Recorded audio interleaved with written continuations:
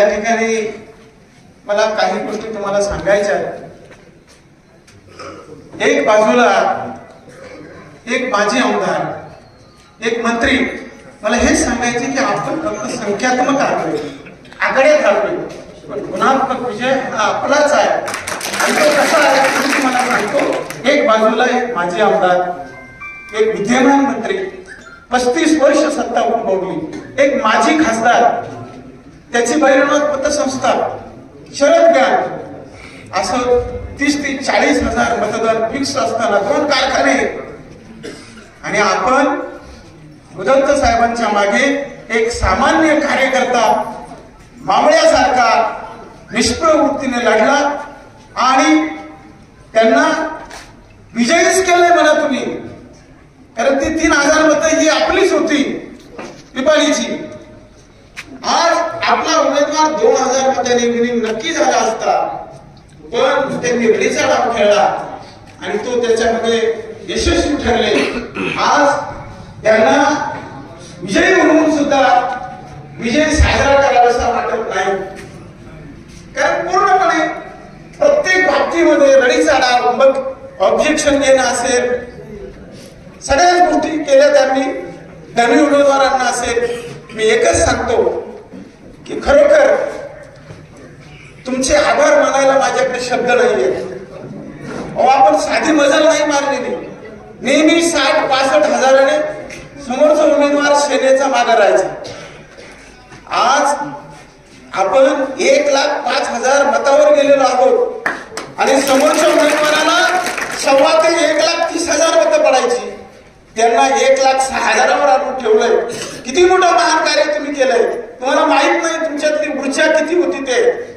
अहो, एकीकडे पैशाचा पाऊस पडत होता आणि दुसऱ्या बाजूला आपल्यासारखे सामान्य कार्यकर्ते होते। आपल्याकडे होतं कोण? एक शेखरदादा पाचुमकर माजी जिल्हा परिषद सदस्य, सुरेश भाऊ गोर माजी जिल्हा परिषद सदस्य, अरुणाताई घोडे पंचायत समिती सदस्य, आपले माजी शिव प्रभाकरजी गावडे साहेब, ही 4 मंडळी जर मोठी सोडली तर आपण सगळे सामान्य होतो, पण आपण सगळ्या सामान्यांनी एक असामान्य अशी कामगिरी करून दाखवलेली आहे। मी एकच सांगतो, इथं आलेला प्रत्येक मावळा, खर तर इथं आलेल्यांकडे इमानदारी आहे, त्यांच्याकडे असणाऱ्या कार्यकर्त्यांकडे लाचारी आहे। इथं आलेल्या प्रत्येक कार्यकर्ते खुदारी आहे, खुदारी, त्यांच्याकडे गद्दारी आहे।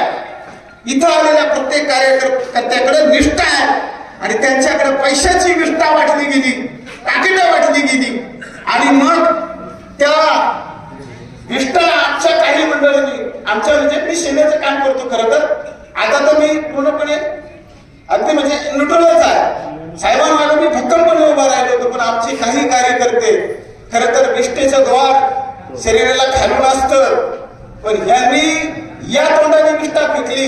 त्यामध्ये मेळठांचा एक होता, पावळ्याचा एक होता, खुद्द खासदार साहेब होते 5 वर्षापूर्वीची, त्यांच्या क्लिपा पहा।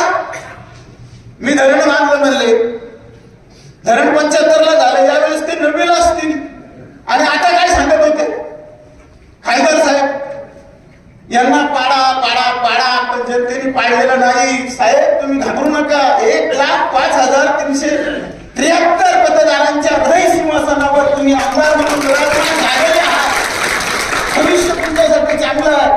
आता मी तुम्हाला एकच विनंती करेल, एक टिप्स देतो, आता थोड्या दिवसात 1-2 महिन्यात लगेच जिल्हा परिषद पंचायत समिती येतील, तुम्ही तुमच्या स्तरावर लगेच कामाला लागा, तुमच्या मिटिंगा घ्या, किती जागा आपल्या मित्र पक्षांमध्ये, किती जागा इकडे, किती आपल्याकडे, सगळ्या पक्षांमध्ये ते ठरवून घ्या आणि लगेच खालचे उमेदवार तयार करा, जेणेकरून ते लगेच कामाला लागतील, कारण आपण 5 जिल्हा परिषद गटांमध्ये प्लस आहोत।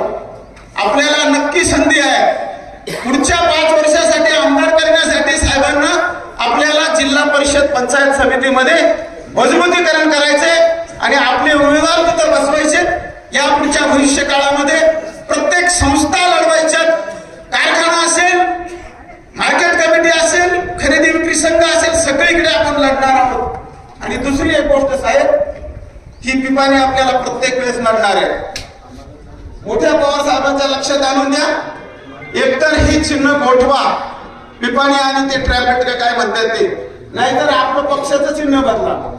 कोणती तरी एक गोष्ट करावी लागेल, नाहीतर ही पिपाणी आपल्याला अशीच लढत राहणार आहे. म्हणून मी या ठिकाणी तुम्हा सगळ्यांना पुन्हा एकदा काय बोलावं आणि काय शबासकी द्यावी, काय आभार मानावं हे माझ्याकडे शब्द नाही.